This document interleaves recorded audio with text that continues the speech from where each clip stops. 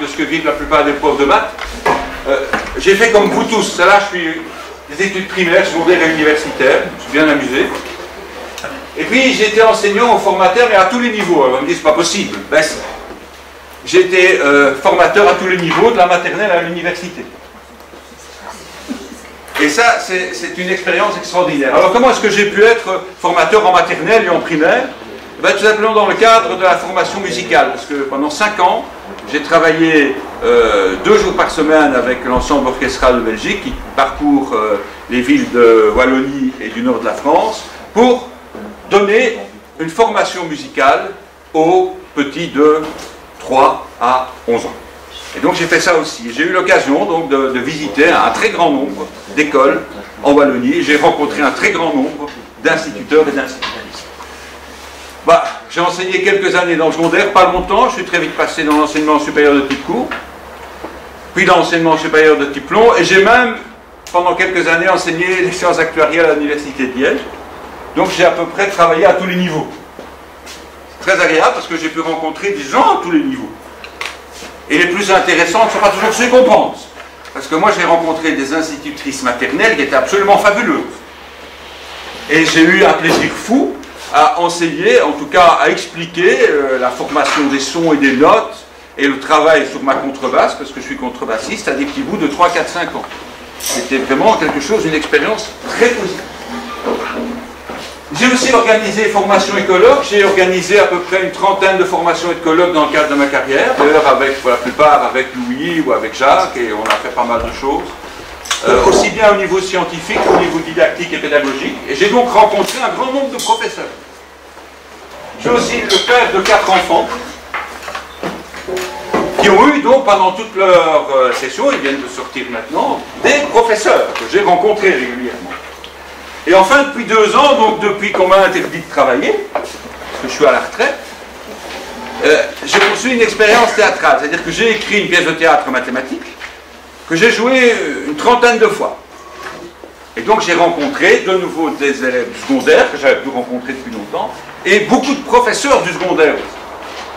Alors pourquoi est-ce que je vous parle de tous ces gens que j'ai rencontrés? Ben parce que justement, je vais un petit peu donner un coup de pied dans la fourmilière, et bien expliquer qu'en fait j'ai rencontré des enseignants de 3 types. Des enseignants ou des formateurs. Parce qu'il faut bien l'avouer, beaucoup de professeurs de mathématiques dans le secondaire ne sont pas des agrégés en mathématiques. C'est probablement dû au fait que le marché fait qu'il n'y a plus assez d'agrégés en mathématiques. Et il y a des gens là-dedans qui font un travail formidable. Alors, il y a un mythe, c'est le mythe de la normalité. C'est un mythe parce que les distributions normales se vérifient et ne s'obtiennent que très rarement. Ça ne s'observe que vraiment occasionnellement. Le mythe de la pseudo-normalité, ben, je vais quand même reprendre parce qu'il est vrai que parmi les centaines, c'est bien les centaines de profs que j'ai rencontrés, j'en ai rencontré de fabuleux. Qui se dévouent, qui veulent donner de mathématiques une image vivante, active, utile, intéressante, passionnante. J'en ai aussi rencontré de très mauvais. Alors, politiquement correct, on dit oui, mais ils sont très rares. C'est pas vrai, ils ne sont pas si rares que ça. Hein. Je pense qu'il y a à peu près entre 15 et 20% de profs exceptionnels, mais aussi entre 15 et 20% de profs franchement détestables, dans lesquels j'ai rencontré des sadiques, j'ai rencontré des gens qui souffraient aussi de complexes, des gens frustrés, des gens mal à l'aise, des gens qui aimaient profiter de leur pouvoir et qui en abusaient, c'est sûr. Et alors, on va dire que c'est très rare. C'est pas la majorité, heureusement, mais c'est pas si rare que ça. Je sais bien, le discours politiquement correct aujourd'hui, c'est dire dans cette population, il y a quelques éléments. Non. Dans toute population, il y a entre 15 et 20% de gens détestables, quel que soit le critère de sélection de la population. On est des êtres humains, on n'est pas des gens parfaits et magnifiques. Hein, donc, faut arrêter ce genre de choses. 0,1%, mais non, entre 15 et 20% de profs vraiment détestables. Et d'ailleurs, s'il y avait 0,1% de profs de maths détestables, les gens aimeraient davantage les mathématiques. J'ai enseigné pendant 30 ans au niveau supérieur et universitaire. J'ai toujours commencé mes cours en disant « Est-ce que vous aimez les maths ?» Eh bien, je vous jure, moi j'étais en sciences économiques, je vous jure qu'il n'y en a pas beaucoup qui disent « Oui, j'aime ». Est-ce que vous avez eu des profs passionnants? Je vous jure, il n'y en a pas beaucoup qui me disent « Oui, j'ai eu des profs passionnants ». Et encore aujourd'hui, quand je suis face à des élèves du secondaire pour mes représentations théâtrales, et que je leur pose la question, ben, je vous jure, il n'y en a pas beaucoup qui me disent, oui, nos profs sont passionnés. Donc il faut arrêter de dire que c'est l'exception. Non, c'est heureusement pas la majorité. La majorité est autre. La majorité, c'est le ventre mou. C'est-à-dire les gens qui font ce qu'ils peuvent. Et que j'admire, parce que moi, je ne voudrais plus faire le travail. Hein. Parce que où trouver la motivation aujourd'hui encore quand on est prof? Où trouver encore la motivation? Vous avez dit que j'aurais dit. Hein. Les salaires sont quand même très moyens. Hein. Des gens qui ont une ou deux maîtrises, qui travaillent dans le privé, gagnent beaucoup plus que les gens qui enseignent. Et moi, pendant toute ma carrière, j'ai entendu mes collègues actuels me dire « Mais qu'est-ce que tu fais pour ton salaire de misère? Tu gagnerais 2 fois plus chez nous. » Si, je vous jure. Bah oui, les salaires des profs, ils permettent de vivre quand on est 2 profs. Mais quand on est seul à travailler avec des enfants, bah, c'est moyen. L'autorité est de plus en plus contestée. On ne peut pas dire qu'aujourd'hui, le professeur bénéficie encore de cette aura d'autorité. Sur charge administrative, de plus en plus. J'ai eu une conversation avec mes collègues de la Haute École Ferrer, ils m'ont dit c'est de pire en pire. Moi, je suis plus appris. Et puis, adaptation des programmes. Parce que très souvent, quand je parle avec professeurs aujourd'hui, je leur dis, mais qu'est-ce qui se passe? Pourquoi vous n'avez pas parlé d'eux? Oh, on ne peut pas. On a les programmes.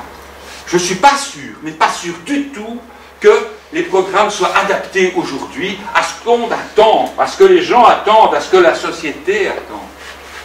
Moi, je ne suis pas sûr du tout que les programmes soient prêts à faire de bons citoyens, des gens capables d'analyser une situation.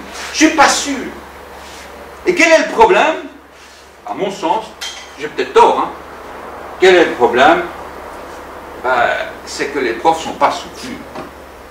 Les profs ne sont pas soutenus, ni en haut lieu, ni au niveau des élèves, ni au niveau de leurs parents. Et je parle des attaques frontales des gouvernements, c'est pour ça que je ne pourrais plus jamais parler, parce que je vais citer des noms là. Moi j'ai commencé ma carrière dans les années 70, oui je suis un dinosaure, et en 1990 j'étais délégué syndical. C'est l'époque où Mme Onkelins, la même qu'aujourd'hui, parce que les politiciens continuent leur carrière, en fait, ils font ça. Suppression de 3000 emplois. 3000 emplois. J'ai dirigé contestation et grève, ça n'a servi à rien. 3000 emplois.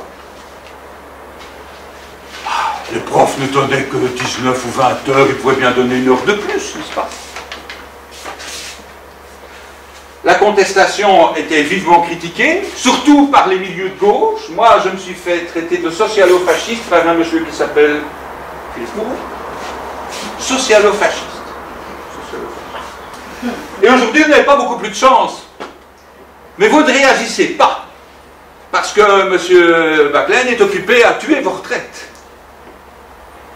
Et vous ne vous en rendez pas compte. Ou alors, il y a plus de mouvement. Parce que ce qu'on fait aujourd'hui, c'est absolument scandaleux.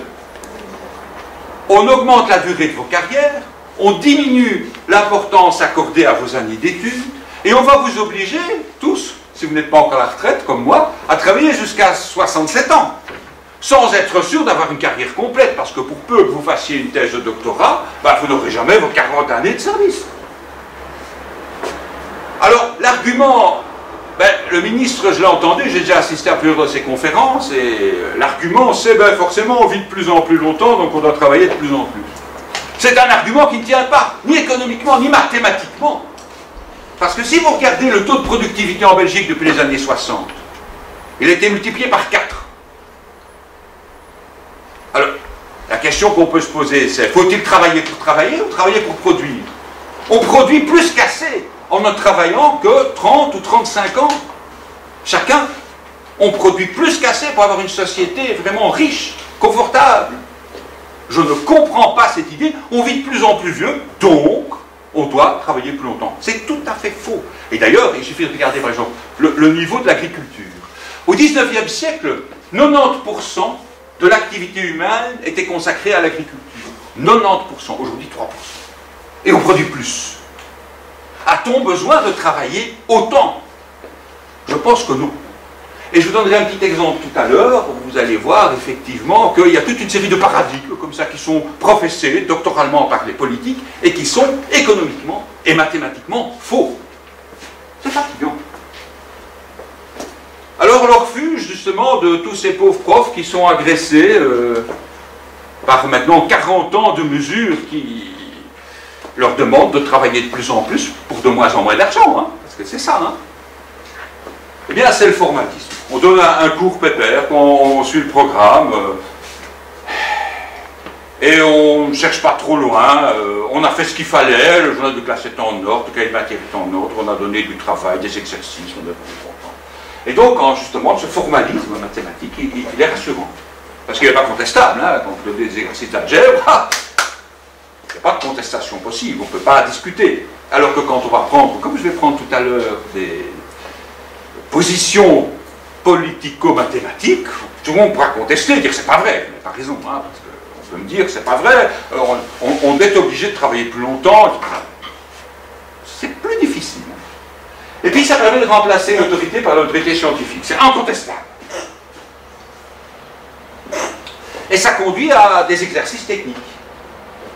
Et là je plains franchement le dernier de mes 4 enfants parce qu'il n'a pas été gardé. Il est sorti de rhétorique maintenant en juin. Et franchement, je suis peiné des efforts qu'il a dû faire pour subir un cours de mathématiques aussi peu intéressant. C'est horrible à vivre. C'est horrible à vivre. Du drill. Le drill, c'est une technique qui a été introduite par Frédéric II. C'est une technique militaire de répétition systématique. Alors ça vient de l'anglais to drill, qui signifie rabâcher, ça dit bien ce que ça veut dire. Et qui conduit bien entendu au rejet de la réalité. Et je vais vous donner un petit exemple qui m'est tombé sous la main il n'y a pas longtemps, parce que je discute du cours de maths avec tous les gens que je connais. Ça c'est mon filleul. Qui me dit, le cours de maths ça sert à rien, j'y vais en 5e, tu as pu voir des dérivés, c'est intéressant, montre-moi un petit peu les exercices que tu fais. Alors voilà. Déterminer les dimensions d'un cylindre de volume donné et d'air minimal. Ils sont fous, hein, lui, d'un cylindre. Je ne sais pas ce que c'est un truc abstrait. Je lui dis, mais va un peu dans l'armoire de la cuisine et prends-moi les boîtes de conserve, et regarde quelle est la dimension des boîtes de conserve. Et je lui explique, une boîte de conserve intelligente, c'est là parce que son diamètre est égal à sa hauteur. C'est une boîte de flageolet. Ah, ça c'est une boîte de petits pois, elle n'est pas intelligente, parce que c'est une boîte en hauteur. Pourquoi? Pour ça. Et il me dit, le prof m'a jamais parlé de ça. Eh oui, mais c'est ça le problème, c'est qu'on est tellement coincé par des programmes qui sont à mon avis trop structurés, trop précis, qui ne laissent pas assez de la brique sur le cou des profs qui sont capables de faire ça, qu'on ne fait pas ça. On fait vite les exercices qu'il faut faire et puis on arrête. C'est terrible. Je peux vous dire que mon fils a vu le calcul intégral en 8 leçons de 50 minutes, sous la forme de 40 exercices express, résolus par le prof au tableau. Il ne sait pas ce que c'est. Il sait faire les exercices. Oui, c'est pas ça. Le problème, c'est que le monde mathématique est rassurant, alors que le monde réel ne l'est pas.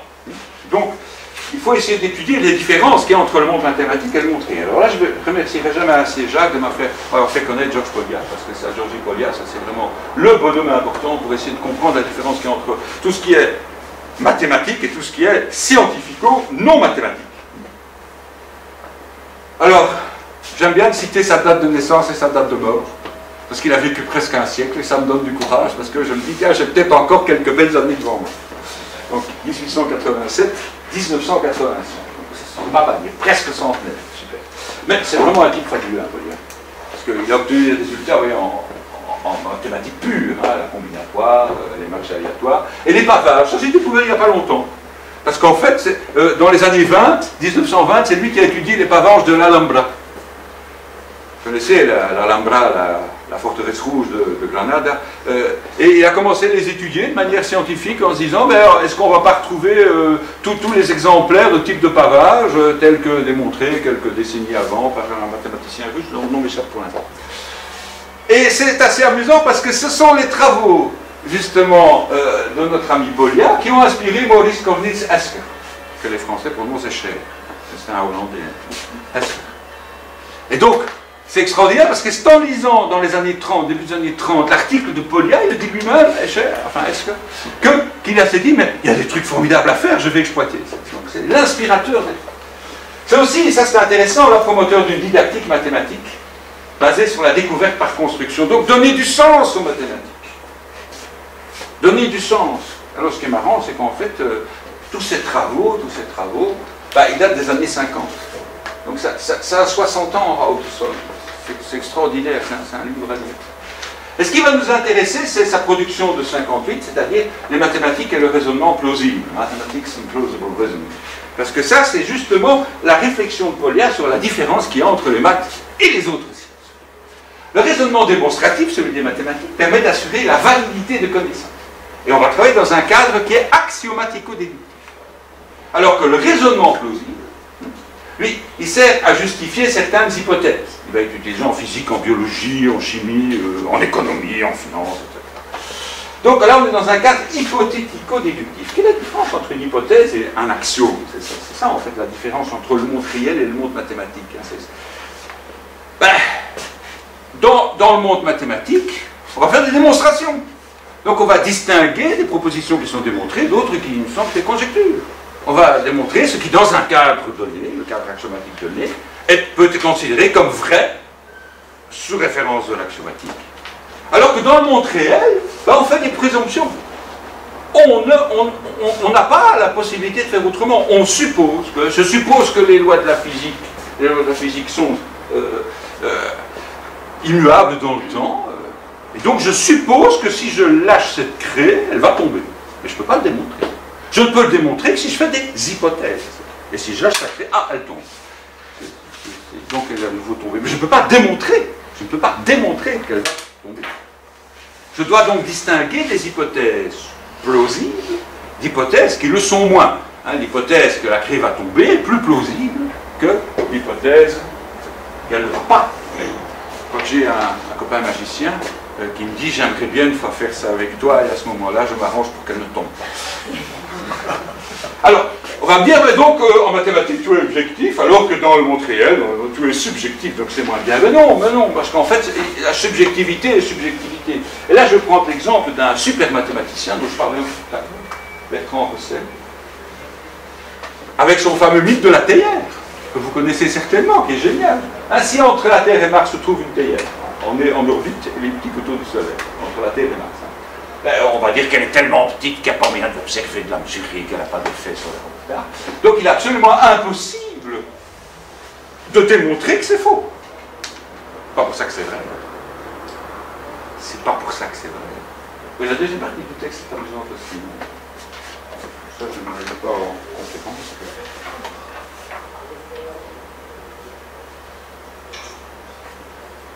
Alors, qu'est-ce que c'est que ces axiomes qui permettent justement de formaliser, on va tellement sortir du réel et de l'intuitif qu'on ne saura plus où on est. Une théorie mathématique se construit au moyen d'une axiomatique. Qu'est-ce que c'est qu'un axiome? Étymologiquement, ça vient de l'adjectif grec axios, qui a donné axioma, qui signifie simplement digne d'être pris en considération. C'est une idée de ce qui a l'air d'être vrai par nature. Donc ça va désigner une vérité qui va être acceptée sans justification. Ça c'est rassurant, on accepte, on ne va pas vérifier, on n'a pas trop. C'est ça la différence. À partir du moment où je travaille dans le formel, j'accepte, je pose que, je suppose que, c'est fini. Pourvu que je ne sois pas contradictoire dans mes hypothèses, enfin non, dans mes axiomes, pas mes hypothèses, je suis à l'aise, je suis tranquille, il n'y a pas de confrontation avec le réel. Et puis petit à petit, j'ajoute des axiomes, j'en rajoute, j'invente des objets supplémentaires, des relations supplémentaires.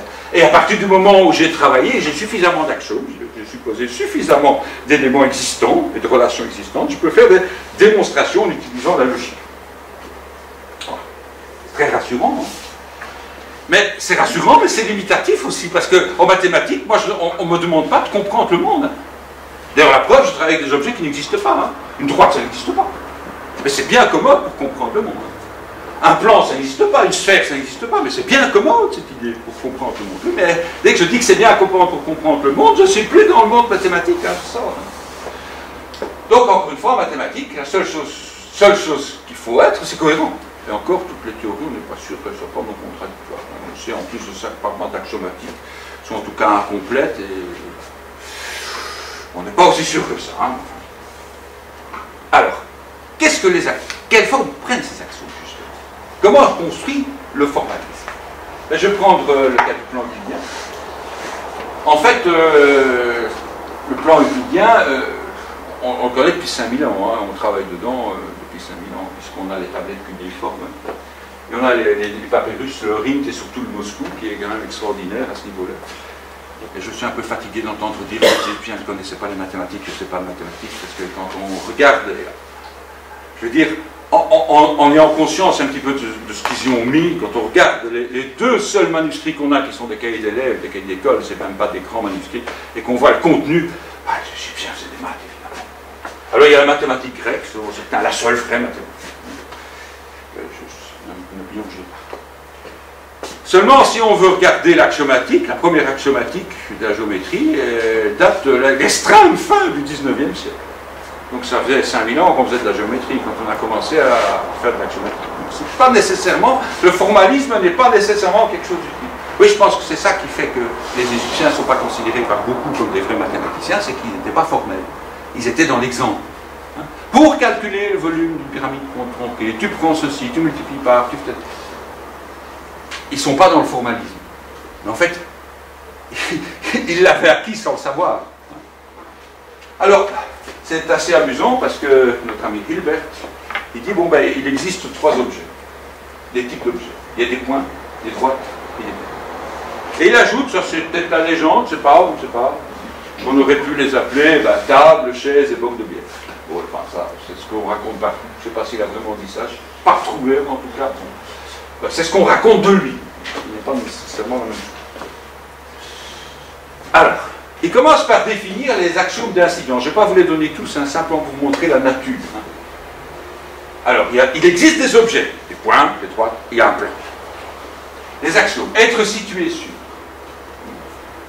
être inclus dans, soit deux points, il existe une droite passant par ces deux points. Sur une droite sont situés au moins deux points, et pour une droite, il existe au moins un point qui n'est pas ce point. Alors avec des tables et des bocs de bière, soit deux bocs de bière, il existe au moins une table soutenant ces deux bocs de bière.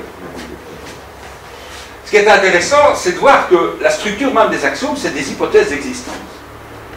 C'est des hypothèses d'existence, il y a des objets qui existent. Et il existe aussi des relations entre ces objets. Alors, je vais donner encore les deuxièmes parce qu'ils sont intéressants, c'est les axiomes d'ordre, c'est être situé entre. Parce que là, c'est très amusant, parce que si un point B est situé entre A et C, alors B est aussi situé entre les points C et A. C'est pas trivial, hein, parce qu'on... Notre intuition, si le temps entre, il est entre. Ben oui, c'est pas la même chose. Hein, c'est pas la même chose.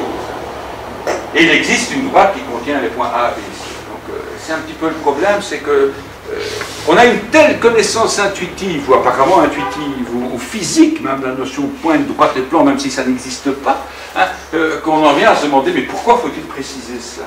Donc le problème, c'est que justement, une fois que je fais du formalisme, ben, je ne dois plus donner aux mots leur sens courant. Hein. Il y a des exemples célèbres comme ça, comme la fameuse théorie des immeubles, un appartement, un mur, etc. Ben c'est pas des appartements, c'est pas des murs. C'est un petit peu... Et donc, je ne veux pas aller plus loin, parce qu'il y a toute une série d'axiomes supplémentaires, jusqu'aux axiomes de continuité, le fameux axiome de la parallèle, qu'on peut d'ailleurs remplacer par le théorème de Pythagore. C'est amusant, on peut remplacer. Considérer que Pythagore est un axiome, et alors la parallèle devient un théorème. Les objets dont on suppose l'existence ne sont pas définis sémantiquement. Hilbert n'a pas dit on appelle point, hein, qu'est-ce qu'une droite, un ensemble de points. Non, il n'a pas dit ça. Il n'a pas, c'est ce genre de choses qu'on trouve formellement dans les cours. Il n'a pas dit ça. Il n'a rien défini. Il existe des points, il existe des droites. Il y a des relations entre les points.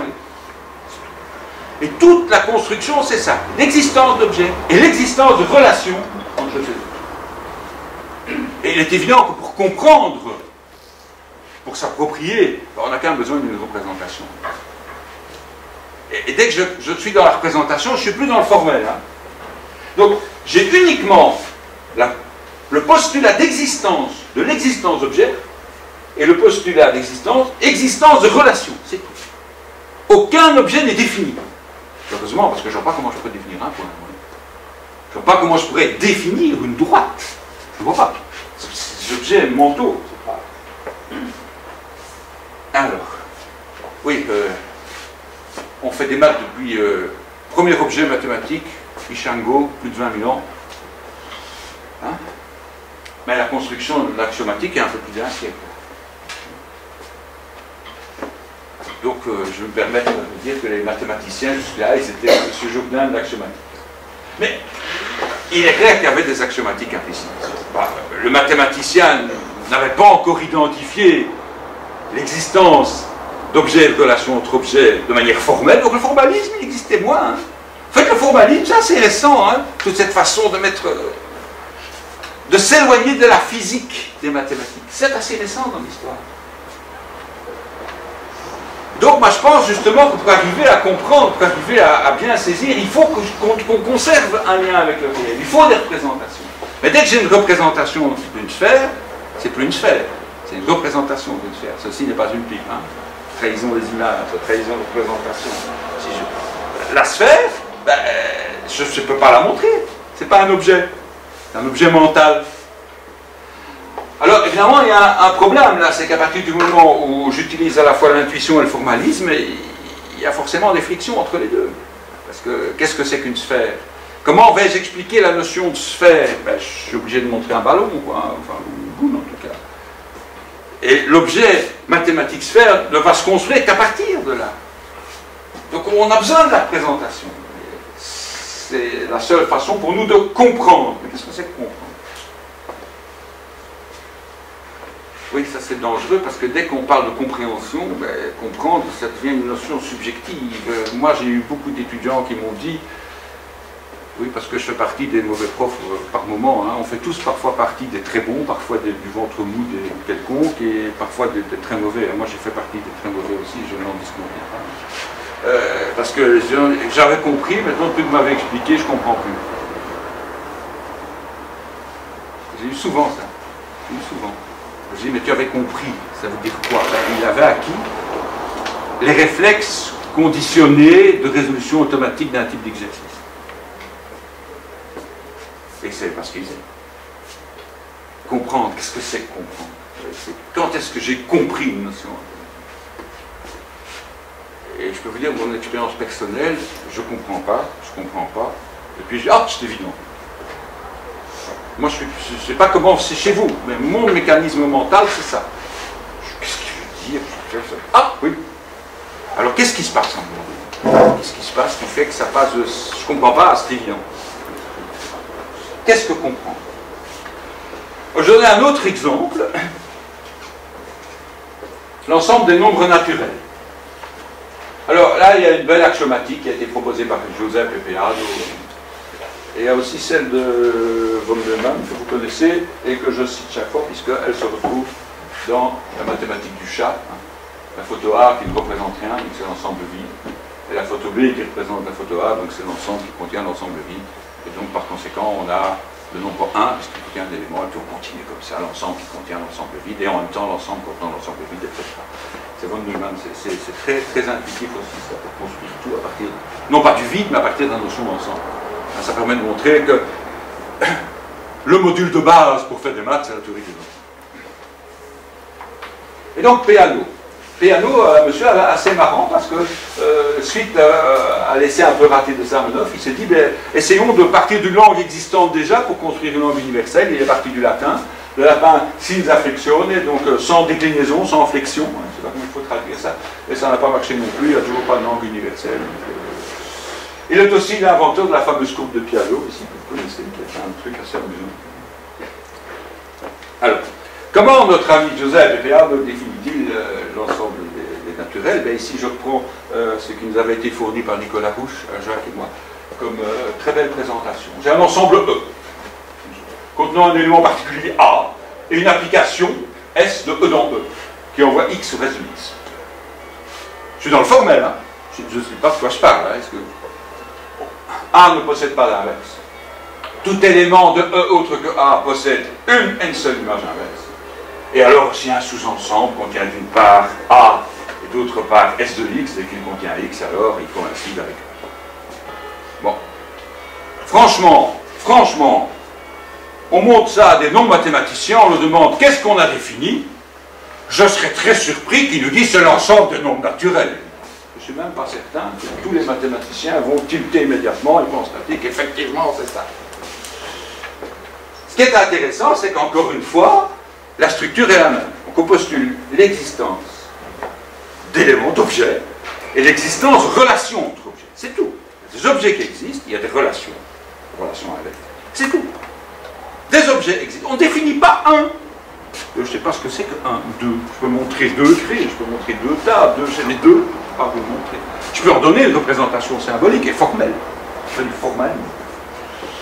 Donc là, même chose. Alors, je donne deux exemples, les exemples les plus simples pour qu'on puisse voir effectivement que toutes les axiomatiques sont basées là-dessus. Je suppose que des objets existent, et je suppose que des relations entre les objets existent. Je ne définis aucun objet. Je ne définis aucun objet. C'est important de comprendre. Alors, qu'est-ce qui fait la différence entre justement le formalisme mathématique, qu'on vient d'étudier, qui est très récent, hein, le formalisme mathématique, c'est récent, et le monde plausible. Là, c'est quand même beaucoup plus ambitieux. Hein. Il s'agit de comprendre un petit peu l'univers qui nous entoure. Alors je dis, mais coup de peau, notre cerveau est une machine à créer des représentations de fréquences des modèles. Voilà. Ça, c'est un coup de peau. Quand on est né avec une machine là, à l'intérieur qui permet de comprendre. Comment elle fonctionne, mais ça, on commence seulement à le comprendre. Alors, qu'est-ce qu'on fait en science? Ben, on construit des modèles hypothético-déductifs. Donc, on fait des hypothèses. Des lois, par exemple, les lois de la physique, la loi de la chute des corps, c'est des hypothèses qu'on espère non contradictoires, parce qu'on doit toujours être cohérent quand même, et qui adoptent souvent des représentations formelles qui sont mathématiques. Donc on a besoin du formalisme, il n'y a pas que ça. Et puis il y a la chose la plus importante, c'est les procédures de validation. J'ai fait des hypothèses, j'ai construit un modèle qui a très souvent soit un aspect de scénario, soit un aspect mathématique, carrément. Et puis, je dois comparer les résultats de mon modèle à la réalité. Il y a une procédure de validation, ou d'invalidation. Donc, il faut comparer des observations pratiques avec l'état du modèle.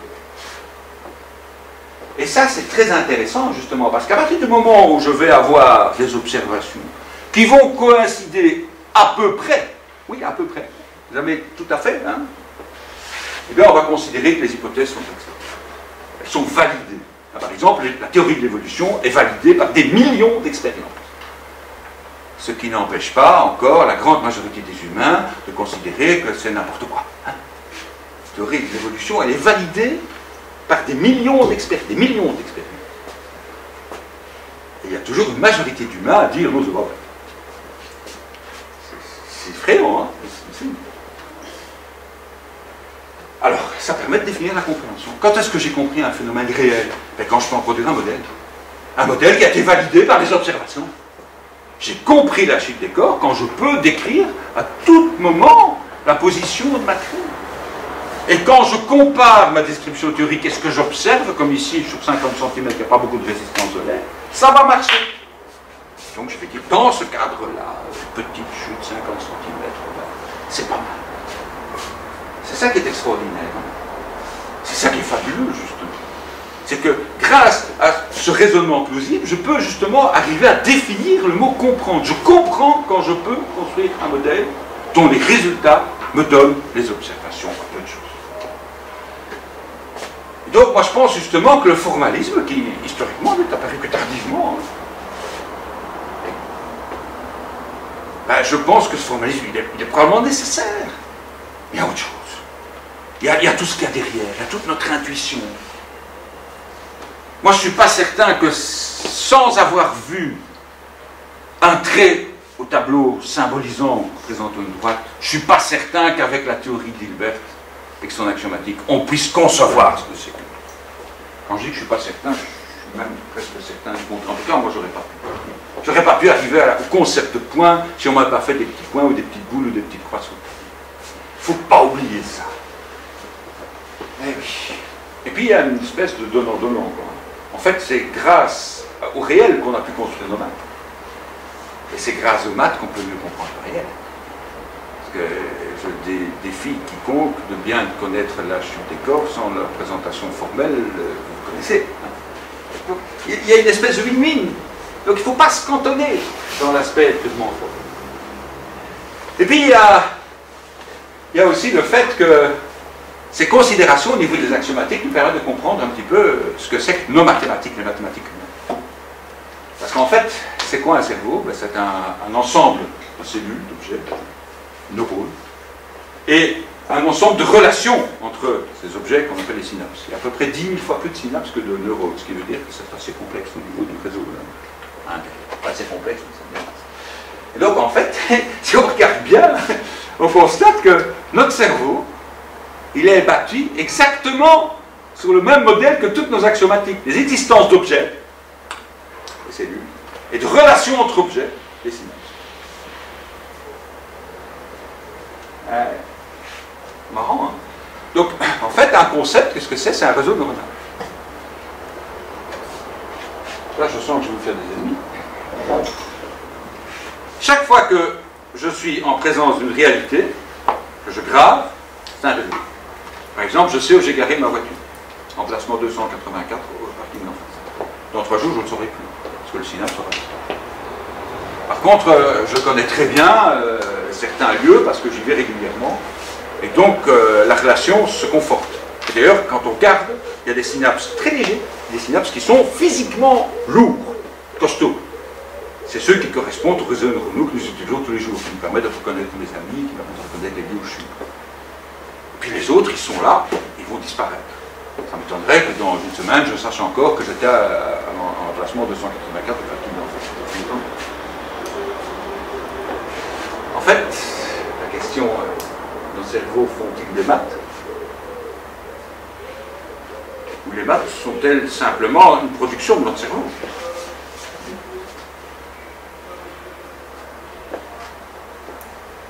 Et donc je parlais justement des activités du cerveau, c'est ça ce que je viens de dire, justement, c'est un travail en fait de mathématicien. À chaque fois que je retiens quelque chose, chaque fois que je construis un concept, il y a des objets, des relations entre objets.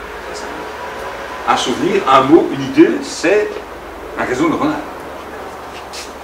On commence à bien comprendre maintenant. C'est le début, hein, l'étude du cerveau, on est tous c'est le début. Alors, mon hypothèse à moi, c'est que les mathématiques, ben, c'est une espèce d'interface que notre cerveau a construite entre une réalité trop complexe et sa propre structure. Et le fait que toutes nos axiomatiques ont exactement la même structure que notre cerveau me semble un argument relativement cohérent. Donc, mathématiques, c'est un réseau neuronal ou un ensemble de réseaux neuronaux, donc c'est une structure abstraite qui permet à notre cerveau d'accéder à une certaine compréhension locale et partielle d'un fragment de réalité. Pareil, modeste, on ne comprend pas grand-chose. Voilà. Le monde est quand même relativement complexe. Et donc, ce qui nous permet justement de gérer le monde, de vivre bien, de produire. Alors, on revient à tout à l'heure. Est-ce qu'on produit assez? Ben, on produit même trop. On pourrait travailler beaucoup moins. Et j'en parle parce que justement, je reviens à Bertrand Russell, auteur d'un livre fabuleux que je vous engage à lire, qui s'appelle L'éloge de l'oisiveté. Je n'ai jamais lu, lisez-le, c'est tout court, c'est une trentaine de pages. Fabuleux. L'éloge de l'oisiveté. Alors, il prend le même exemple que Smith quand il crée justement Wealth of Nations, l'exemple des producteurs d'épins. Il dit c'est fabuleux, c'est formidable, grâce à la production massive d'épins. Un homme seul n'y arriverait pas, mais dès qu'on se met à 10, on en produit pour 1000 hommes, etc. Et donc Russell prend le même exemple, mais lui il dit imaginez qu'il y ait 2 usines qui construisent, qui fabriquent des épins. Les uns fabriquent la bonne quantité qu'il faut, et tout tourne bien. Et puis il y a un ingénieur génial qui découvre une machine qui permet d'en fabriquer 10 fois plus, 10 fois moins cher. Une des usines met en place un système, licencie tous les ouvriers, l'autre fait faillite, et qu'est-ce qu'on obtient? Ben, on obtient tout simplement des tas de chômeurs, des tas de gens qui n'ont plus d'activité, qui n'ont plus de raison sociale d'exister, Et ce matin, en arrivant, on citait les chiffres, c'était Hamid Faljaoui qui citait les chiffres de suicide. Ben, les taux de suicide sont en hausse. Alors, on passe d'une situation d'équilibre à une situation de surproduction. C'est ce qu'on vit, hein? Situation de surproduction qui fait qu'on a mis un tas de gens au rencard de la société. Des gens qui n'ont plus de structure, plus d'idéologie sociale, plus d'utilité, qui donc deviennent soit délinquants, soit dépressifs. Et la conclusion de Bertrand Russell, c'est ben, on peut produire plus, mais ça doit se traduire par travailler moins. Et donc je reviens à vos retraites que vous n'allez plus avoir, ou alors dans N plus une année. Et un autre point dont je voulais parler, c'est, surtout pour les platoniciens, les gens qui s'imaginent que les maths c'est un truc abstrait, que notre cerveau y a accès, etc. Les maths, c'est notre cerveau. Et je pense que d'autres structures de pensée auront probablement d'autres mathématiques. Et donc, il faut arrêter d'être anthropomorphique, c'est surtout nombrilique. S'imaginer tout ce qui est moi, c'est moi, je suis l'homme. Non. Et justement, les botanistes commencent à s'en rendre compte. Alors vous allez me dire, il est fou. Regardez les publications en botanique d'aujourd'hui. Hein. Pas d'il y a 10 ans, hein, d'aujourd'hui. Faut-il nécessairement des poumons pour respirer? Non, toutes les plantes respirent. Faut-il nécessairement un cœur pour avoir une circulation? Non. Toutes les plantes font circuler la sève, et je vous jure qu'il y en a qui circulent à 30 mètres de haut, hein, ça passe. Pas besoin de cœur pour ça. Alors faut-il nécessairement un cerveau pour penser? Qu'est-ce qui nous dit qu'il n'y a pas une géométrie des plantes, conçue par les plantes? On va me dire, ça c'est vraiment de la science-fiction. Ben non. Ben non, et en fait, le tout premier qui commençait à se poser la question de savoir si les plantes ne développaient pas de stratégie, si elles n'avaient pas justement une façon de communiquer, d'exister, de concevoir des choses, le tout premier, ben, c'est Darwin. Et à la fin de sa vie, a commencé à étudier les plantes et les mouvements des plantes. Le pouvoir du mouvement chez les plantes, 1880. Et qui dit, là j'ai pris le texte de Darwin, il n'est guère exagéré de dire que l'extrémité du radicule se comporte comme le cerveau d'un des animaux de bas niveau, parce qu'à l'époque il y avait encore des animaux de bas niveau. Ben oui, Descartes aussi, on connaissait Descartes et sa fameuse théorie des animaux-machines. Est-ce qu'on peut proférer de telles âneries quand on a un cerveau comme celui de Descartes? Les animaux-machines. C'est d'autant plus absurde que Descartes avait un chien qu'il appelait Monsieur. Il adorait ce chien. Il avait plein de relations d'affection, d'amour avec son chien. Alors sa théorie des animaux-machines qui ne peuvent pas ressentir la douleur, etc., alors qu'il vivait avec l'animal qu'il adorait. C'est intéressant aussi. Et bien là, aujourd'hui, on a l'idée des plantes-machines qui réagissent spontanément au mécanisme des déclenchements, etc. Et bien c'est de plus en plus battu en brèche par les observations des botanistes aujourd'hui. C'est pas vrai. C'est pas vrai, c'est beaucoup plus complexe. Alors je vais en citer deux savants qui travaillent aujourd'hui. Donc le premier c'est Mancuso à Florence et à František Paluška à Bonn. Et alors là je vais vous lire exactement parce que moi je ne connais pas. Donc les racines sont toutes interconnectées et forment un réseau où circule l'information et nutriments. C'est un peu comme notre cerveau. Elles sont le siège d'une activité chimique et électrique. On peut mesurer ça. Donc, il y a vraiment une activité comparable à ce qui se passe là. Bon, c'est entre le premier et le deuxième millimètre, ok, c'est un endroit où il y a une consommation d'oxygène. Ça, c'est les avis de Mancuso. Alors, Paluška, il constate ceci, dès qu'on coupe la pointe de la racine, la croissance est stoppée.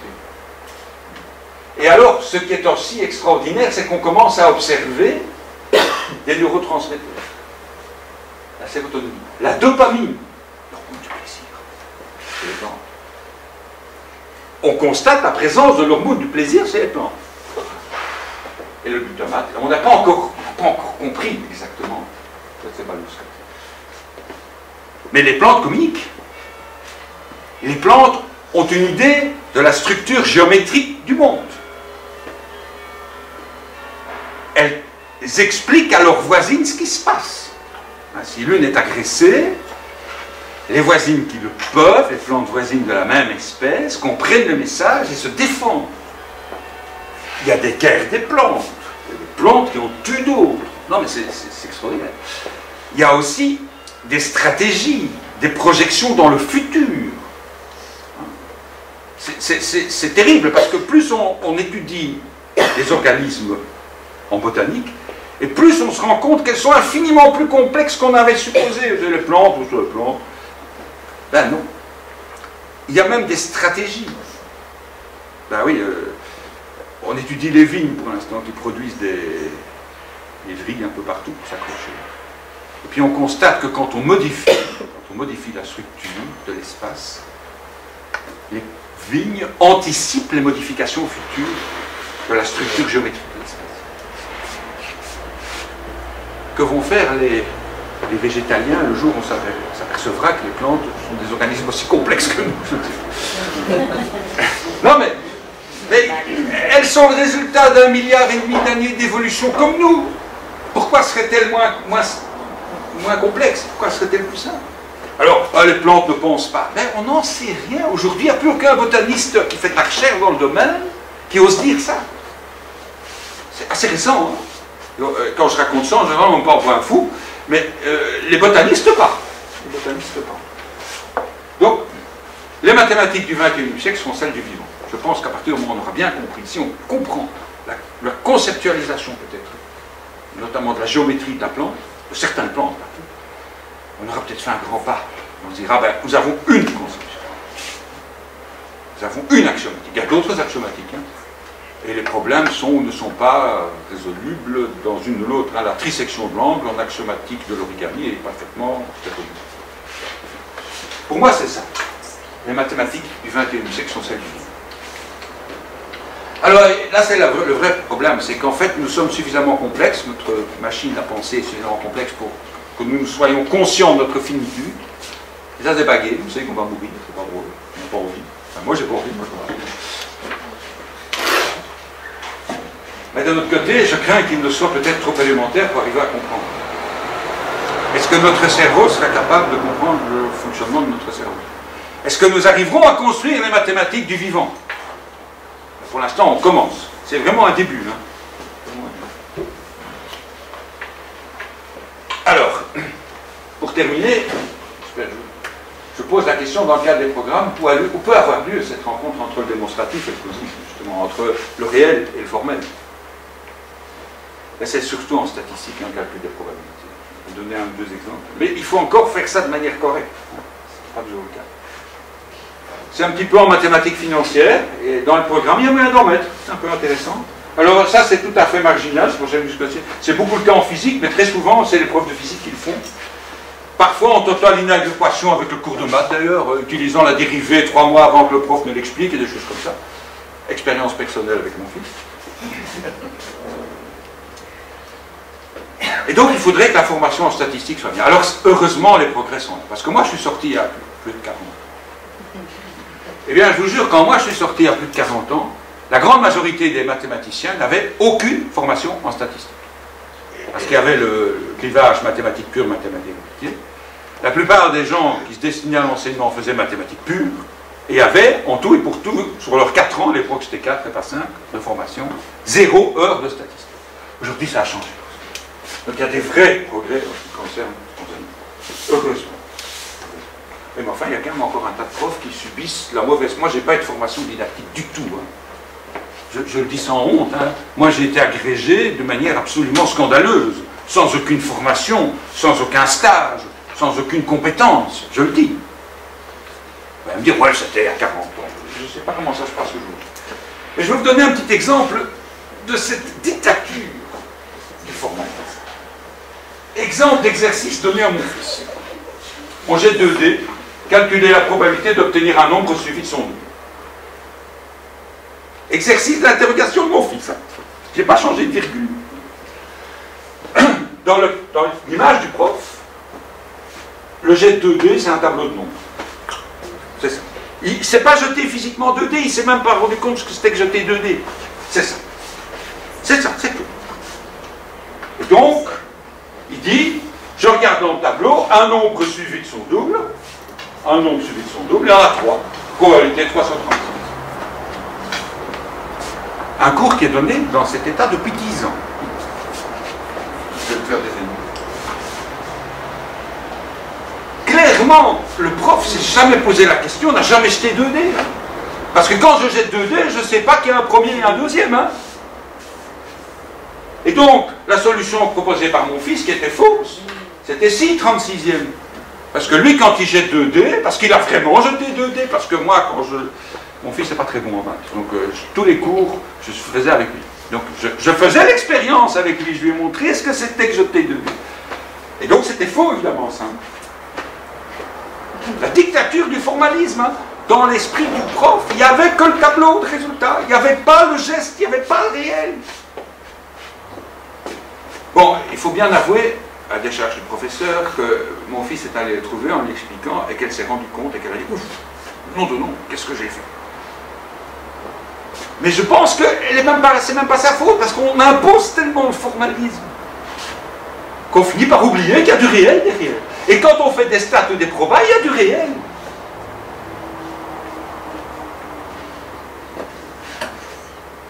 Oui, il y a du réel, mais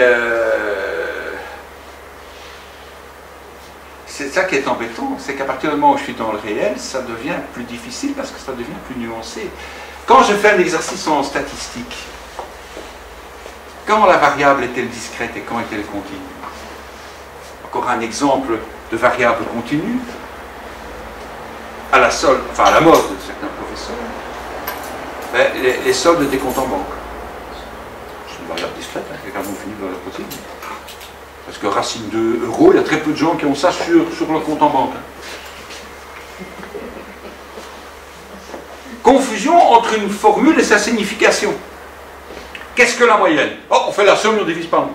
Non, je ne demande pas de calculer, je ne demande pas la formule, je ne demande pas la formule. Qu'est-ce que ça représente, la moyenne? Je pose la question à... J'ai très rarement des réponses cohérentes. Mais très rarement. Que représente la moyenne? Qu'est-ce que c'est? Oui, mais calculer la moyenne, tout le monde sait faire. Un gosse de 10 ans sait le faire. Mais qu'est-ce que c'est?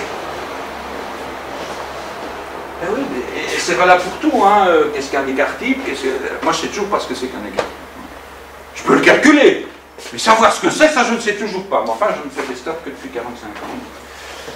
Et alors aussi, l'écart médian. J'ai déjà vu des écarts moyens.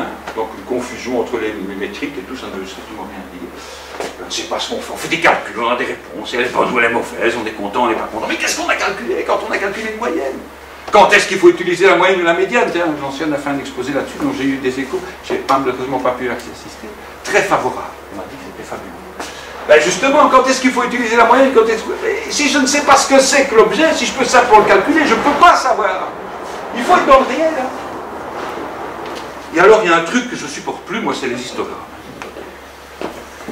Ça ne veut rien dire, les histogrammes. Ça ne veut strictement rien dire. Qu'on arrête, qu'on travaille avec des densités de fréquences observées. C'est pas compliqué à calculer, ça a du sens. Et puis le glissement vers le calcul des probabilités se fait bien. Parce que moi, je peux vous dire le nombre de cours où j'ai vu, on construit un histogramme, puis on met une densité normale et on dit c'est la même chose, et puis on fait des exercices. C'est pas la même chose. C'est le formalisme, hein. On fait des trucs formels, on ne réfléchit pas au sens. Et... Je me fais des ennemis, c'est pas grave. Alors évidemment, dès qu'on commence à travailler dans le réel, on devient dangereux. Parce que les propos peuvent devenir polémiques. Je donne un petit exemple d'une étude qu'on m'a demandé, une revue française m'avait demandé. Qu'est-ce que le taux de pauvreté? Ça, c'est une définition aberrante. On va prendre la définition. On appelle le taux de pauvreté le pourcentage de personnes dont le revenu est inférieur à la moitié du revenu médian. Alors pourquoi médian? Pourquoi? Est-ce que ça a un sens? Et il est clair que ça n'a pas de sens. Par exemple, un prof de maths à Paris est pauvre, parce qu'il ne sait pas se loger. Un prof de maths à Saint-Brieuc est riche, parce qu'avec le même salaire, il peut vivre 10 fois mieux. Hein?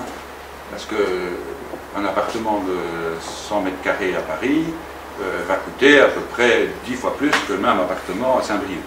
Je parle des deux villes où je viens de faire la comparaison. Donc c'est une définition aberrante, un taux de pauvreté. Est-ce qu'on peut vivre avec 2000 € par mois? Ben, pas partout. À Monaco, je ne sais pas si c'est possible. Alors, pourquoi choisir un médian et pas la moyenne? Bah, ça, justement, il faut savoir ce que c'est qu'une médiane, savoir ce que c'est qu'une moyenne, quelles sont les métriques qui sont à la base, c'est pas la même métrique, c'est pas la même. Et donc, je pars des statistiques de l'INSEE. Pourquoi de l'INSEE et pas de l'Institut National de Statistique? Parce que c'est une revue française qui m'a demandé de faire. J'ai fait ça il y a 3 ans. Et donc, je me suis amusé à représenter ici le nombre de pauvres, en milliers, et le PIB. Produit intérieur. La question est, bon, qu'est-ce qu'on peut faire de ça? Je dirais quand même qu'il y a une tendance. Il y a une tendance à la hausse. Qu'est-ce qu'on va faire de ça? Ça devient intéressant. Comment choisir un bon modèle? Elle dit, oui, ça c'est pas le programme, c'est pas les choses compliquées, le droit de régression, etc. C'est embêtant, qu'est-ce qu'on peut faire? Enfin, c'est compliqué parce qu'on a dans sa tête qu'il faut absolument tout expliquer et tout justifier. On peut très bien présenter les choses intuitivement et utiliser les machines, utiliser les tableurs, faire des calculs. Et se poser la vraie question, parce que les calculs et le formalisme, savoir ce que c'est qu'une régression linéaire, c'est pas la même chose qu'être capable de faire la démonstration pour arriver à la formule, le formalisme. Et à mon avis, c'est plus important de savoir ce que c'est, ce que ça représente, comme savoir ce que représente une moyenne, plutôt que d'être capable de faire la démonstration, de faire la représentation formelle. Ou composante principale. Quelle est la différence? Ah ben oui. Ben, en régression, je suppose qu'il y a une relation de cause à effet. En composante, je suppose qu'il y a 2 effets conjoints. Qu'est-ce que je vais choisir comme ben, l'idéologie politique, c'est produisons davantage, le taux de croissance et la pauvreté va diminuer. Ça, c'est l'idéologie politique. Donc, ça voudrait dire qu'il y aurait une relation de cause à effet. Alors, la relation de cause à effet, elle me donne ceci. Mais elle est contraire à l'idéologie politique, parce que l'idéologie politique, c'est plus il y a de croissance et plus il y a d'argent, moins il y a de pauvres. Et ici, on constate qu'il y a un plus. Donc, il n'y a peut-être pas nécessairement de relation de cause à effet. On va essayer de représenter, de faire le best fitting, comme disait Pearson. Pearson, un grand statisticien, un type abominable, raciste, fasciste. Et à ce moment-là, on arrive à ceci. C'est quand même embêtant. Hein. Comment vais-je interpréter ça? C'est ça le problème. En fait, plus je crée de richesse, plus je crée de pauvres. Et si vous regardez un petit peu les chiffres, vous constatez qu'au niveau du PIB par habitant, la moyenne augmente et la médiane diminue. Nous avons une moyenne médiane. Comment expliquer que la moyenne augmente et que la médiane diminue? Ben, c'est pas compliqué. Ça veut dire que toute production nouvelle de richesse va aux plus riches. Et donc, le paradigme de tous nos politiques qui consiste à dire il faut retrouver la croissance, etc., et donc il faut baisser les salaires pour arriver à trouver de l'emploi et de la croissance, c'est totalement faux économiquement et mathématiquement. Totalement faux. C'est pas vrai. C'est pas vrai. On va me dire, oui, c'est pas compliqué, il faut calculer, il faut définir les droits, il faut définir, c'est pas dans le programme, c'est des choses compliquées, c'est vrai que c'est compliqué. Mais encore une fois, est-ce qu'il faut nécessairement détailler le formalisme? Ou est-ce qu'il faut expliquer ce que c'est? Qu'est-ce qu'une droite de régression? Qu'est-ce qu'une composante principale? On peut l'expliquer avec des mots, hein. On n'a pas besoin du formalisme. Et pour la plupart des enfants, la plupart n'auront jamais besoin du formalisme. Mais par contre, en tant que citoyens, ils auront besoin de comprendre ce que c'est qu'une régression, de comprendre ce que c'est qu'une composante. Et quand on leur fout une régression à là où il faudrait mettre une composante, ils le voient. Or, aujourd'hui, ils ne le voient pas. Ils ne savent pas, ils ne connaissent pas la différence. Pour ça, moi, je pense que je plaide pour des mathématiques citoyennes. Alors, en maths phi aussi, il y a moyen de faire plein de choses. Là, c'est un petit peu dans les programmes. D'abord, ça justifie l'exponentielle. Et puis les suites géométriques et les emprunts, là c'est un boulevard qui est ouvert. Et je n'ai encore jamais vu, et j'en ai vu des dizaines, de cours de maths où on parlait des suites géométriques et on donnait une application aux emprunts. Or, 99% des ETF vont devoir souscrire un emprunt pour acheter quelque chose. Je ne l'ai encore jamais. J'ai peut-être fait une chance. Et je suppose qu'il y a des gens, des profs qui le font. Et puis il y a surtout l'introduction naturelle du nombre E, là, qui qui devient comme une nécessité, comme une obligation, et puis surtout qui permet d'expliquer pourquoi on doit travailler en base E et pas dans une autre base, parce que c'est la seule base dans laquelle l'exposant a un sens, une interprétation physique, réelle, pragmatique. Alors je ne vais plus vous embêter, je vais conclure. Donc la structure de nos maths, c'est notre cerveau. Et donc moi je dis, et c'est validé par l'observation, les mathématiques sont humaines. Elles nous permettent de comprendre le monde dans lequel on vit, elles sont fabuleuses pour ça. Et justement, c'est grâce à cette simplification cérébrale que nous arrivons à maîtriser le monde comme nous le maîtrisons. Donc c'est vraiment formidable. Je ne suis pas anti-maths, hein, mais moi je me pose la question, pourquoi on ne veut pas réconcilier le fait qu'on est des hommes, des êtres de chair, avec un cerveau physique, et nos aspirations? Pourquoi ne pas concilier tout ça avec la réalité qui nous entoure? Pourquoi rester dans le formalisme? Comment peut-il exister un cours de mathématiques dans lequel il n'y a aucune application en monde réel? Et j'en ai vu. Alors, je ne sais pas si vous avez remarqué, mais il y a peu de gens qui aiment les maths. Hein. J'en parlais tout à l'heure aux collègues. Maintenant que je fais du théâtre dans les écoles, je vais dire, j'en ai pas fait beaucoup. Moi, j'ai visité une trentaine de lieux. Pas beaucoup, en 2 ans. C'est bien, je commence. Je pose toujours la question, est-ce que vous aimez les maths? Sur 150 élèves, il y a combien de doigts levés, à votre avis? Est-ce que vous pensez que ça sert, les maths? Qui pense que c'est utile? Sur 150 élèves, il y a combien de doigts levés? Qui pense que ça va lui servir dans sa vie plus tard? Eh bien, les réponses, c'est ouais, bon, ça sert à rien. C'est un vrai problème. Et je pense que c'est ça le formalisme. On a tellement formalisé qu'on a oublié que ces mathématiques, elles nous sont indispensables pour comprendre le monde réel. Elles sont absolument nécessaires. Et les enfants ne le voient pas. Moi, j'ai enseigné pendant 30 ans à des futurs gestionnaires, à des futurs ingénieurs de gestion. Ça ne s'appelait pas comme ça avant, ça s'appelait ingénieurs commerciaux. Pendant 30 ans, je devais commencer mes cours en licence puis en maîtrise par leur dire, vous savez, tel problème on doit le résoudre. Comment on va faire? Tel problème on doit le résoudre. On a besoin.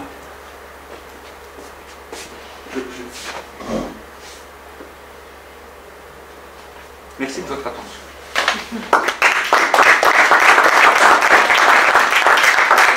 Maintenant, ce que vous ne soyez pas d'accord, hein, parce que j'ai été provocateur volontairement.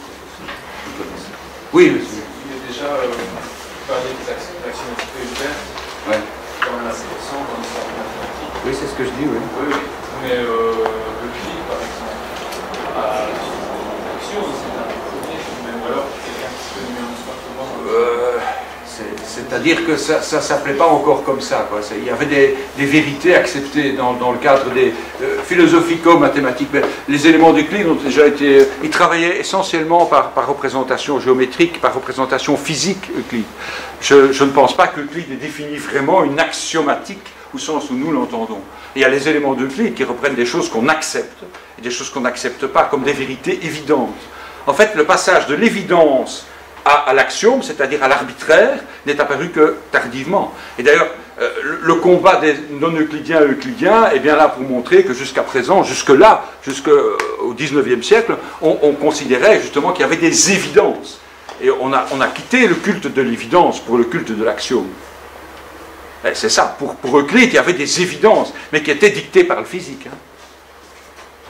Mais c'est vrai que la description de Hilbert permet de ne pas définir, point. Droite, ce qui est. Essayez de définir une droite. Moi, j'y arrive pas. Moi, je ne sais pas. Je suis nul. Oui. En fait, les axiomes, c'est les axiomes qui définissent les concepts.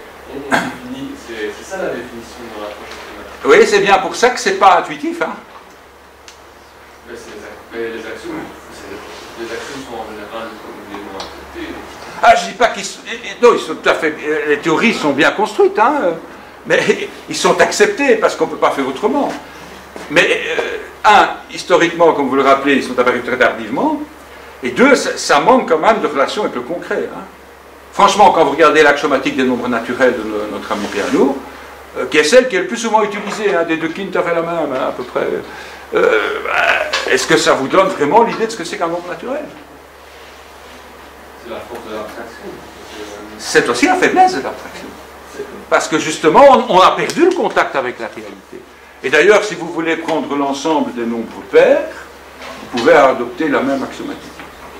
Donc en fait, ce que ça définit, c'est les ensembles des nombres. Et encore, pas tous. Certains bien particuliers. D'ailleurs, Dedekind était parti de la même axiomatique pour construire l'ensemble des entiers, ce que personne ne sait. Parce que j'ai fait un article là-dessus il y a quelque temps, c'était rigolo. Et j'ai reçu une lettre d'une spécialiste de Dedekind qui me dit « Dedekind n'a jamais fait ça ». Moi j'avais l'article, je ne comprenais pas. En fait, l'article avait été publié en allemand. Donc le chercheur français ne lisait pas l'allemand. C'est marrant. Et donc, qu'est-ce qu'il a fait Dedekind? Il a introduit la notion de chaîne. C'est-à-dire qu'il a considéré, quand on avait une application dont l'image était identique à l'élément en origine, c'est qu'on avait une chaîne. Et donc, il a repris l'axiomatique du piano naturel, enfin, il avait à peu près la même, et il a essayé de l'étendre aux entiers.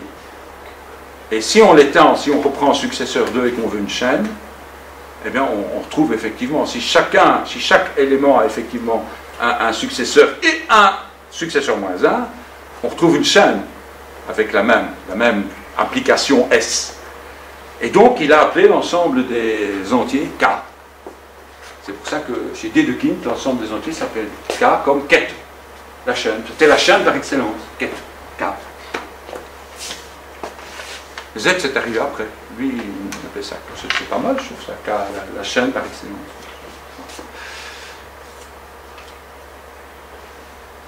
Alors, je m'attends à il doit y avoir, non? Ah oui, madame. Simplement une petite remarque, c'est que j'ai fait à la fin de la carrière pratiqué un petit peu les exponentielles et les taux d'intérêt, les remboursements.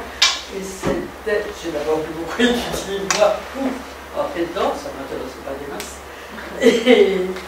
Mais seulement, je voyais le regard de mes élèves s'allumer, ils avaient des questions, ils en parlaient à leur parents, ils revenaient.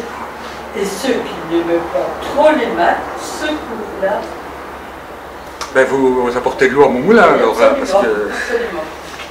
Ben, moi, je constate, mais vous savez, l'exemple de mon filleul là, avec le cylindre de volume donné et d'air minimal, ben, ça a pris 3 minutes pour qu'il comprenne pourquoi il fallait faire le calcul et à quoi ça servait.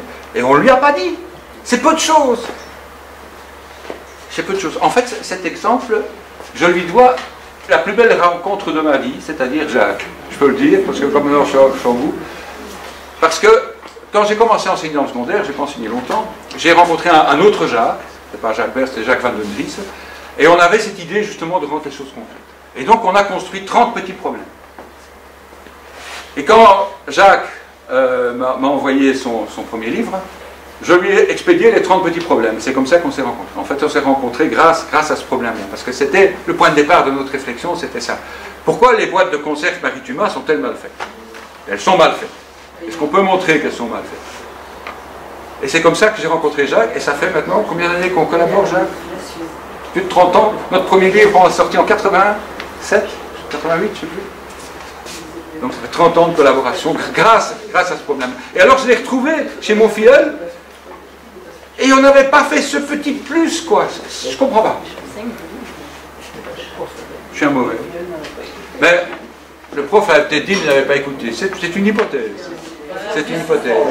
Mais, tu sais, quand j'ai commencé ma carrière au niveau universitaire, à la 3e leçon, j'avais plus d'élèves.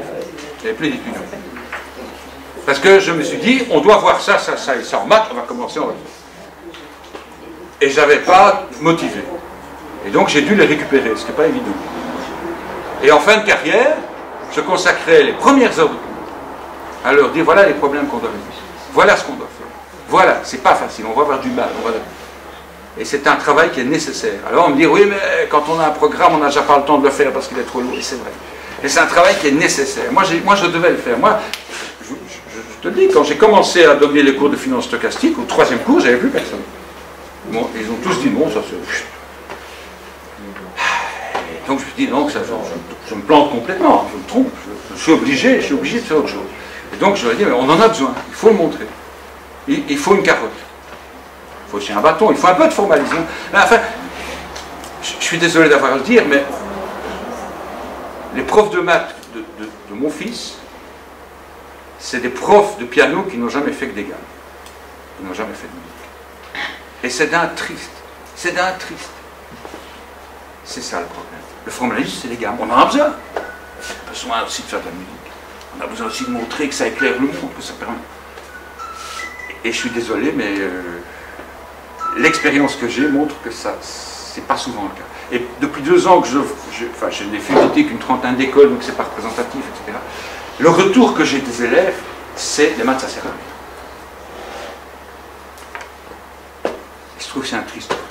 Parce que les maths, c'est fondamentalement nécessaire. Enfin, ça, c'est mon point. Vous exposez des situations de classe. Oui. Je pense qu'on est tous d'accord Oui. qu'elles sont abominables. Vous faites un lien direct entre ces situations Et le formalisme. et le formalisme. Oui, je pense que c'est le formalisme qui dégoûte les gens. Parce que le formalisme vient qu'après. Historiquement, on a été formel qu'après. Les premiers à avoir travaillé sur la dérivée, c'était très intuitif, hein, avec les infiniment petits, c'était très intuitif, justement. Je pense que l'excès de formalisme tue l'intuition. Quand on lance 2D, ça veut dire qu'on lance 2D successivement.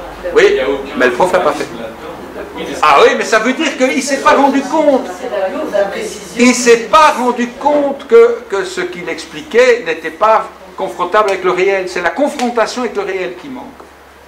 Et je vous jure, l'exemple, je n'ai pas changé une virgule, hein, ni à la solution, ni à l'énoncé. Et c'est ça le problème, je pense. C'est qu'il y a des représentations formelles et qu'elles étouffent la réalité. Et on peut dire que les maths formelles, c'est fabuleux, je suis d'accord, mais pour les mathématiciens, pour 99% des citoyens, il faut des maths plus intuitives. j'ai l'impression que les exemples que vous donnez ne sont pas des exemples de maths formelles, ce sont juste des problèmes qui ont été mal posés, des consignes mal données. Oui, ben oui.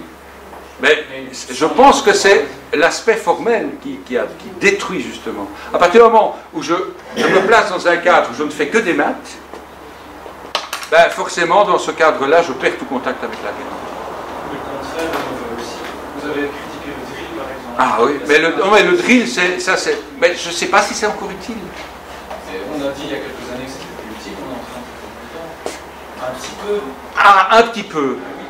Oui, ben j'en reviens à mon fils qui vient d'avoir 8 heures de calcul intégral sous forme de 40 exercices. Et rien d'autre. On ne peut pas non plus ne faire que du constructivisme, sinon on aurait fait assez longtemps. Non, il faut faire les deux. Le vrai problème, c'est que je pense que les programmes sont trop lourds et donc on n'a pas, les profs sont tellement obligés d'avoir autant de titres et autant dans leur journal de classe et leur cahier de matière qu'ils n'ont pas. Il faut voir moins mais mieux. Moi je pense. Je ne sais pas si la quantité est liée au formalisme. Je pense que justement quand on doit voir beaucoup, on ne voit plus que du formel. Moi je peux vous montrer le cours de mes enfants et je n'y trouve que du formalisme. Pour ça, mais c'est pour ça que je suis volontairement provoquant, hein, vous avez compris, hein, je ne suis pas là pour... Oui, ici, il y a des réactions qui sont juste dues au fait que c'est un peu le procès. Moi, ce qui m'aurait intéressé, et d'ailleurs, c'est le but de ma question, c'est est-ce que vous avez des sites ressources ou... Parce que moi, en fait, ce qui m'intéresse, c'est des cas concrets de maths citoyenne dans l'école, ce qu'on peut faire. Oui, ça, ce serait intéressant à faire. Oui, je suis d'accord avec vous. Il faudrait effectivement identifier un programme structuré et identifier les mathématiques citoyennes qui peuvent... Mais vous savez, j'ai organisé une vingtaine de colloques didactiques sur différents types de sujets où j'ai justement proposé ça. J'ai fait maths amusantes, maths économiques, maths sportives. Ben, sur mon site, vous en avez déjà pas mal. Donc si vous allez, ben justement, si ça intéresse les gens, si vous allez sur mon site, ben mon site il est décrit sur mes publicités. Ils sont là. Art and Science Projects. Et donc sur mon site, vous avez un onglet livres, un onglet articles. Et sur l'onglet livres, vous avez plusieurs ouvrages qui sont consacrés justement aux problèmes citoyens. Vous en avez plusieurs. Et si vous regardez l'onglet articles, vous avez plusieurs sous-onglets en fonction, et vous avez une cinquantaine d'articles de mathématiques justement qui développent des aspects plus ou moins connus de ce qu'on peut faire avec des mathématiques. C'est vrai que vous avez raison de le demander parce qu'on l'a fait. Et donc ça fait maintenant à peu près 30 ans qu'on travaille sur ce genre de choses. Ben justement, moi je collabore beaucoup, vous le savez, avec le magazine Tangente.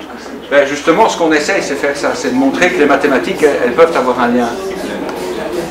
Mais encore une fois, le dernier ouvrage auquel j'ai collaboré et que j'ai dirigé, c'était Mathématiques des assurances. Les retours des profs de maths étaient très mauvais. On nous a dit, ça ne m'intéresse pas. Oui, mais par exemple, ici, Or, encore une fois, c'est pas une politique pour faire chier, j'essaie d'être constructif. Oui. Vous passez beaucoup de temps sur démontrer que ce que vous dites est vrai et attaquer en mode provoquant, et donc du coup, il y a plus de réaction que d'adhésion. Oui, mais c'était voulu ça. Je peut-être du tort, hein. Mais non, mais je m'attendais, je vous ai dit, j'ai commencé par dire que je ne donnerai plus jamais de conférences. C'était pour... Je n'ai pas l'impression que ça fait avancer parce que je pense qu'on a besoin des deux. L'excès de formalisme n'est pas intéressant. Vraiment, ne faire que des maths à partir... Je ne sais pas, est-ce qu'on doit vraiment réinventer la roue? Je ne suis pas sûr. Ah non, vous pas. Mais moi, quand j'ai commencé, j'ai dû le faire. Je peux suggérer de continuer les questions en privé pour laisser le temps de prendre un café avant le...